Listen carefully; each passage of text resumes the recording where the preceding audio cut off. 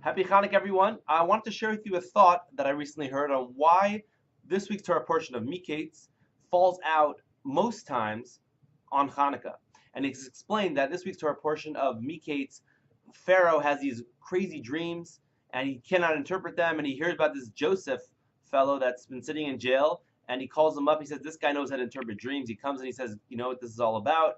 Is that you're going to have, Egypt is going to experience 7 years of plenty and then followed by 7 years of famine. And what you need to do in order to prepare yourself that the whole place doesn't starve to death is you need to appoint overseers and you need to organize the lands in order that you could have that food in place in the storehouses in order to live through the 7 years. But if you look at the words vichimesh, the word which is to organize, it has three letters are chet, mem, shin, which the rabbis explain means three important mitzvot commandments for the Jewish people, which are Chodesh, the concept of Rosh Chodesh, which is sanctifying the new month, because it's very important to have the entire Jewish calendar is based upon when the beginning of each month is.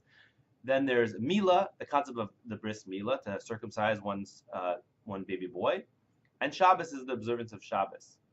And why are these? What's unique about these three mitzvos is that each one of them brings God's presence, Shekhinah, His presence into the world. Now, if you fast forward to the time of Hanukkah, or now we're going backwards, but back then, the three things that the Greeks tried to stop the Jewish people from doing, punishable by death, was you're not allowed to celebrate the new moon, the new month.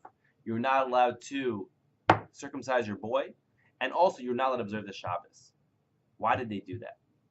It's explained is because the Greeks knew that if they could remove these fundamental mitzvos from the Jewish people, thereby removing God's presence, His Shekhinah from amongst us, our Jewish identity would be lost.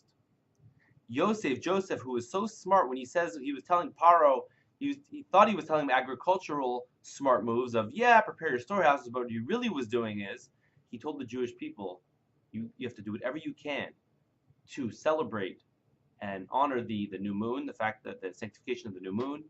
You need to somehow secretly perform a bris milah on your child, and also you have to try to observe the Shabbos. And we see a message from here, the extreme importance of bringing God's presence in any way we can into our lives.